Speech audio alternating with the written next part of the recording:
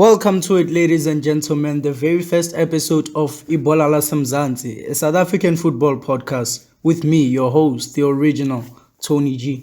So this is going to be a podcast where we cover everything South African and African football. DStv Premiership, the MTN8, Nedbank Cup, CAF Champions League, you name it, we cover it. So it's pre-season now and the season just ended about 2 weeks back, and once again, Mamelodi Sundowns are the champions of the DStv Premiership, 5 in a row now. So let's start by congratulating Mamelodi Sundowns on winning their 5th consecutive DStv Premiership title. I think it's pretty much evident that they are in a league of their own. So the PSL teams need to pull up their socks. If they're gonna compete with Sundowns, they need to pull up with their socks. Compete, let alone catching them. So to compete first, they gotta pull up their socks, and then we'll talk about catching them. But then, this has sparked a few very interesting topics on Twitter and in the footballing streets about whether we need financial football. Because word on the street is that whether we need financial fair play. Because word on the street is that Mamelodi Sundowns, apparently they are overseeing their spending. Like, their spending doesn't correspond with their profit. So word on the street is that people are concerned about whether we need financial fair play or not to maintain the level of competitiveness in the PSL, in the DStv Premiership, because Sundowns have won 5 Premierships in a row. That speaks volumes. So whether that's up to Mamelodi Sundowns bullying the way, buying the way to those titles using their financial power, or it's the competition not stepping up to the plate, that's up for debate. But for now, we're gonna focus on whether the DStv Premiership needs financial fair play. So first of all, let's talk about financial fair play. What is financial fair play? So financial fair play is a system whereby clubs are not supposed to spend above what they make. So let's say a club makes 10 rand. So a club is not allowed to spend 11 rand while they're making 10 rand, because at the end of the day, they are losing. So to run a business, you have to make a profit, or at least that's how it is in Europe, or at least that's how it used to be, because nowadays, let's be honest, nobody financial fair play, that's so to run a business, you gotta be making a profit. So you are not allowed to spend, or at least you're allowed to spend to a certain amount for a certain given amount of time over your income, over the money you're spending. So yeah, financial fair play. So let's look at Mamelodi Sundowns, because they are the main topic of the conversation. So ever since 2004, in 2004, that's when now CAF President Patrice Motsepe bought Mamelodi Sundowns. Mamelodi Sundowns have won 9 league titles ever since, 3 Nedbank Cups, 2 of the now defunct Telkom knockouts, 2 MTN8s, and the CAF Champions League, and along with the CAF Super Cup. And they also went to the FIFA Club World Cup. And in the same period, Kaizer Chiefs have won 3 league titles, 3 MTN8s, 4 Telkom knockouts, and 2 Nedbank Cups. While their crosstown rivals, Orlando Pirates, have won 2 league titles, 1 Nedbank Cup, 1 Telkom knockout, 3 MTN8s, while also reaching the finals of the CAF Champions League in 2013 and 2015, while reaching the semi-finals of the CAF Champions League in 2013, and in 2015 the CAF Confederations Cup, and most recently last week the CAF Confederation Cup against RS Berkane of Morocco in Nigeria, in which they unfortunately lost, which is a bad thing for South African football, because we are on this mission to try and dominate African football. But for us to dominate African football, we have to give each other competition first, at least in the DStv Premiership, and then we can first think about dominating African football. Because look at Europe right now. I know Madrid won I know none of the English side won any of the European competitions this season, but they were there. If they were not at the finals, they were at the semi-finals. And look at it, for the last 5 seasons, they have been there. English sides have always been there. They're either winning it or they're in the final. It's because their league is competitive. So for clubs to actually compete, their league needs to be competitive. So like, looking at the trophy stats, Mamelodi Sundowns have been racking up the numbers. They've been racking up the league titles, not so much the cup competitions, but the league is the one that matters, because every day, every season, every pre-season, you prepare for the league. You prepare for your bread and butter, because you have to keep going for like 30 games, 30 matches, non-stop, consistency. So we shouldn't take those league titles for granted, because Sundowns actually worked, because they actually work the hardest, because they have to play the league at the very same time playing the inter-club competition. This week they'd have to go to Morocco. Midweek they'd have to come back and play in the DStv Premiership, which they managed to do rather easily. So is it Sundowns' fault, or is it the DStv Premiership Club's fault for not giving Sundowns competition? Because they have the advantage. They play a tired Sundowns, but when they have to play Mamelodi Sundowns, they just sit around, they sit back and allow pressure. They allow Mamelodi Sundowns, they give them the ball like, Twara Sundowns, please come attack us. And then like at the end of the day, we're complaining about things like financial fair play and stuff. So we have to look at it from this point of view. It's not solely Mamelodi Sundowns' fault, because it's not like other teams are actually trying to compete. If they were trying to compete, if they were even trying, you see, now we're talking about trying. If they were trying to compete, it was going to be a different matter. But they're not even trying to compete. Like every match, they just go, they pack the bus, they give Sundowns. It's like every match for Sundowns in the DStv Premiership, it's like a practice match. It is like a practice match. Even matches against the big two, the so-called big two, Kaizer Chiefs and Orlando Pirates, they just sit back nowadays.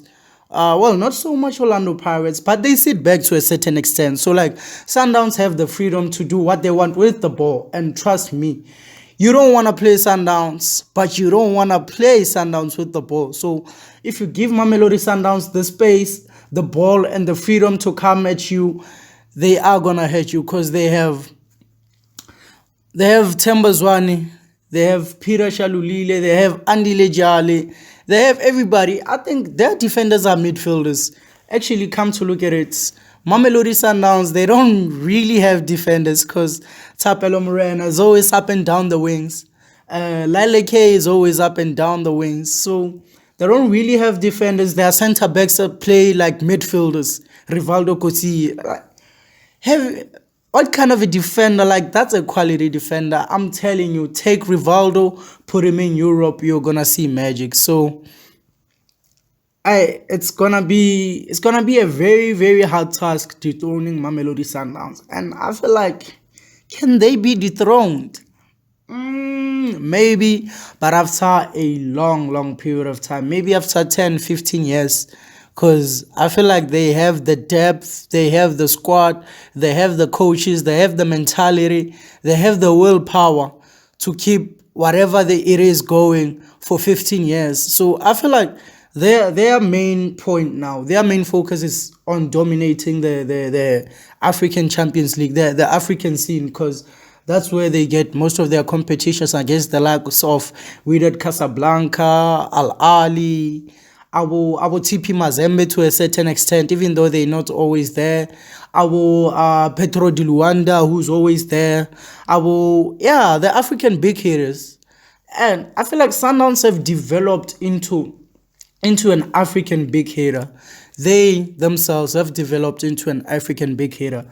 So since we're on the issue of financial fair play, I took the liberty to do some research, but even though it's not a picture perfect research, because like here in the PSL we don't have numbers. Like They're saying numbers don't lie, but you never know when you don't see the numbers. And one thing we don't see in the PSL is the numbers. There's no transparency in the PSL.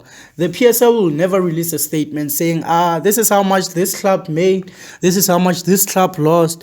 The club will never release a statement that, we sold so-and-so tickets, we made so-and-so, so our profit was, or we made this money and then we lost this money, so we profited or we lost. So that's where we are not sure on whether Sundowns are actually exceeding their income. So we don't know how much they make. We don't know how much they spend, because actually the PSL, another thing I hate about the PSL is this thing of them, these clubs, PSL clubs, when they buy a player, they would say for an undisclosed fee. How much is this undisclosed fee? And why is the fee not being disclosed? Because at the end of the day, that person is going to go and play for the team. And who's going to come and watch the team? Who's going to pay to watch the team? Who's going to pay to watch the person? It's going to be the supporters at the end of the day. So, like, the supporters need to know that how much did this person cost, so that they can be able to rightfully judge the person on the field of play. Because the club can't be spending, let's say, 10 million on you, and then you come and pull up a subpar performance. So, like, the fans need to know. The fans have the right to know. But whether the fans do matter to the PSL clubs, that's a story for another day too. Because I don't really think the PSL clubs value their supporters. They don't really value their supporters. Whether you guys actually come to the stadium, what you guys think, they don't really care, unless they under pressure, like really, really, really under pressure, and they see that we don't have no choice, there is an unrest. So that's when they would put a blanket over the fans' eyes just to cover up. It's not that they are actually fixing the situation. They are diffusing it. They are fixing it. There's a difference between fixing a situation and diffusing a situation. So PSL clubs, they kind of like diffuse a situation. I'm gonna use Kaizer Chiefs for instance, because they are the big hitters in the PSL. Like, they are the big team. So lately they've been under a lot of pressure. I'm gonna use last season for instance. So last season the supporters marched to the club headquarters in Naturena, and they submitted a memorandum actually of, like, we're not happy with the performances of the club, because we are not happy. This is not where the club is supposed to be. We are paying to see the club. We are paying memberships. We are buying club merchandise. So to see the club at this point that is not the vision we have for the club. We don't know about you guys or whether you even care about the club, but we as supporters care about the club. We care about the performance of the club on the pitch. Like, yes, we do care about the performances of the pitch, the financial performance, but to a certain extent, because Kaizer Chiefs, yes, we know Kaizer Chiefs is a brand, but before becoming a brand, Kaizer Chiefs, first of all, is a football club, and we need to see the results on the pitch. I'm sorry. So we need to see the results on the pitch that, now we can focus on being a brand because we're a good football club. So Kaizer Chiefs were under pressure to do a squad overhaul. I know they are currently doing a squad overhaul. We are gonna talk about the transfer window in the next upcoming episodes. So, but just not this one. We are gonna talk because it promises to be a very, very entertaining transfer window. So far it's lived up to the expectations, so we'll talk about it. But then in the past season, in the past transfer windows, they were under pressure to make a squad overhaul. They didn't do a squad overhaul actually. They swept it all under the carpet because they'd release 3 players and bring in 1 good player. So last season they brought in Kigen Dolly. What is Kigen Dolly gonna do? Because the problem is with the whole team. You are supposed to change the whole team. You're supposed to change the technical team. You brought in the wrong coach. So they just sweep it under the carpet and think everything is going to be okay and pray for magic. And that's not how it works. To have success, you actually have to put in the work. you have to put the work in to get the results, because you can't just wake up and magically get the results. So you have to put in the work before you get the result. So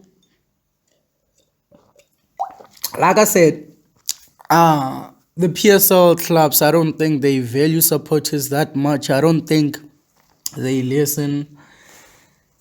I don't think they listen, because there is a difference, people. There's a difference between hearing and listening. So I think they hear. All they do is hear, because like when somebody talks, you have ears. Obviously, you're gonna hear. But are you actually listening? So PSL clubs, I don't think they listen. They hear and they'll do like a media stunt or a PR stunt to just overshadow the situation, and like the fans would also be happy because they think the club are actually trying to fix, whereas the club are actually trying to just like kill the noise and just continue business as usual. As long as the club is making money, we don't care whether you're in the Glad Africa, we don't care whether you're ABC Mutsepe. As long as you're making money, our pockets are fat, we move. So let's go back to the point. I tried to do some research, so I couldn't like really find the numbers. So the only numbers I could find are from the 2018-19 season, and I'm not sure how accurate they are, the numbers. So like these numbers are, I got them on Sowetan Live. So shout out to Sowetan Live. Shout out. You can also go check them out. I'll try leaving kind of like a way to go read the article yourself. So like at the end of the 2019 season, in which Mamelodi Sundowns won the prize money for the competition, the league was known as the ABSA Premiership at the time. So at the time, Mamelodi Sundowns won the title, and the prize money was 10 million. And then they also got like 3 million for winning the Q2 and the Q4 innovation leagues. So already they had 13 million rands. They won like 800,000. Oh, they got 800,000 for reaching the MTN 8 semifinals. They got 650K for reaching the Telkom Knockout quarterfinals. They got 350K for reaching the Nedbank Cup last 32. And they also got like 20.6 million for reaching the CAF Champions League semifinals, which all adds up to around 35.4 million. So they made around 35.4 million in prize money in all of the competitions they competed in. And I tried to, as Virtue from worldfootball.net, put together some average attendance for the season, for the 2018-19 season. So like Mamelodi Sundowns had around 8,427 fans at their home stadium in the 15 matches they played at home. So like a ticket at the time was 40 rands. Just an ABSA Premiership match ticket was like 40 rands. So that adds up to like 5 million. So they could have made around 5 million in ticket sales. So like 5 million and the 35.4 million adds up to like 40.4 million. So Mamelodi Sundowns could have made around like 40.4 million in prize money in the 2018-19 season. So we are not sure, because it could be more, it could be less. So like it could be more, it could be less. And then like at the very same season, they bought players. Obviously, a club buys players. So like at the very same season, the following season was the 2019-20 season, the COVID disturbed season. Mamelodi Sundowns bought players. So Kaizer Chiefs also bought some players. Orlando Pirates also bought some players. The whole league basically bought some players. But like the difference is Mamelodi Sundowns bought quality. They brought quality players in, and we don't know for how much they bought the players for, because the figures are undisclosed. But then like the reason for me bringing up these numbers was just to bring like a context, because like we know PSL players, they are not that expensive. So If Mamelodi Sundowns could make around 40 million in competition prize money with and attendance, we haven't included sponsorship money. So like I'm sure Mamelodi Sundowns are making way above what they are spending. So I feel like, I'm not sure, I may be wrong, but I feel like they are way within their rights to spend the amount of money they are spending. It's not their fault if the opposition doesn't wanna spend to win, because like that's the name of the game nowadays. You have to spend to win. You can't win without spending. Yes, you can have the courage, the willpower, which is something these other teams don't have, but they're like, you gotta have that at first, and then spending, that's gonna push you. It's a combination, like it's a two-way street. It's a two-way street. One needs the other needs the other. So like there can't be this without that. So like just to show that like Mamelodi Sundowns, they are spending around what they make. So I feel like, yes, we don't need financial fair play. We want financial fair play because we are in denial as supporters. I'm not for financial fair play. Like I just saw people talking about it and I was like, wait, this would actually be a great topic to jump on. So I'm not saying I'm not for financial fair play. I'm not saying I am for financial fair play. But like financial fair play, no financial fair play, it's useless financial fair play. Financial fair play is not gonna force Orlando Pirates to go fork out the money. Financial fair play is not gonna force Kaizer Chiefs to go fork out the money. So I feel like financial fair play is gonna be around, and financial fair play is actually gonna expose this other teams further, because Mamelodi Sundowns are actually gonna be winning these leagues, these honors, these trophies, these cups with financial fair play in place, because they do everything by the book. They are prepared to part ways with money for quality, and like they are prepared to win. Simple. They are ready to win. They are Mamelodi Sundowns. They are ready to win. They are doing the right things. So in short, we don't need financial fair play. What we do need is VAR, because our refereeing in the PSL, my God. Like this past season, the refereeing in this past season showed us flames. They showed us flames. The refereeing, the quality of refereeing. I know referees are human, which is why we need VAR. And I feel like the PSL are making enough money to at least afford VAR. So as to why we don't have VAR as of yet in the DStv Premiership, I don't know. I don't know what's wrong with that. I don't know what are the developments, but it's all quiet when it comes to VAR. So that's why we don't need financial fair play. We need VAR.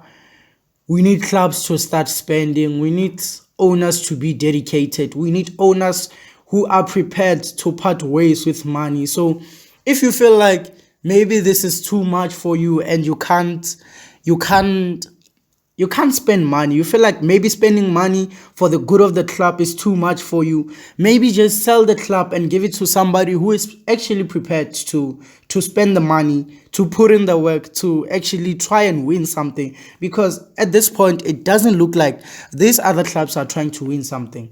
Just looks like they are there for the sake of being there. It doesn't look like they are there to win something. So I know this is harsh, because like Mamelodi Sundowns have set the standard. They have quality players, but these clubs are not trying. If this other 15 PSL clubs were trying, I would maybe have a different view on this matter, but I don't think they are trying. So which is why I feel like financial fair play isn't really gonna change nothing. Sundowns are still gonna win this thing. So yeah. So thank you for joining me. That's it for today. The very first episode of Ibhola Mzansi, a South African football podcast. I'm your host, Tony G, and yeah, I'm gonna be talking everything DStv Premiership. So like we're in the nice season of the transfer window, so it actually promises to be a very, very entertaining transfer window, because Apparently, other teams don't want to sell to other teams. Apparently, other players are worth 10 million. Aye, the drama is too much, and we're there for it. So, in the next episode, we're gonna be talking the DStv Premiership transfers, because already there are a few transfers that have been finalized. Ashley Dupiris from Stelis to Kaizer Chiefs. Zita Quinica, previously known as Macheke, from Stelis also to Kaizer Chiefs. And there's word that Tapelo Toki may be moving to Mayfair. So we have a lot to cover. A lot is going on. So I think we are in for a very interesting transfer window. Whether the season is going to be the same, we don't know. So we'll just have to wait and see. And so, yeah, that's it. And if you've been with me up to this point, I'd like to thank you. And please continue showing your support, because I'm going to be feeding off of it as I keep going, as I keep recording, as I keep dropping. So I want this podcast to be something special, and I'm gonna need you guys to make it special. So thank you for giving me your ear, and we're gonna be back. Ibhola Mzansi, a South African football podcast with me, your host Tony G. Thank you. We out.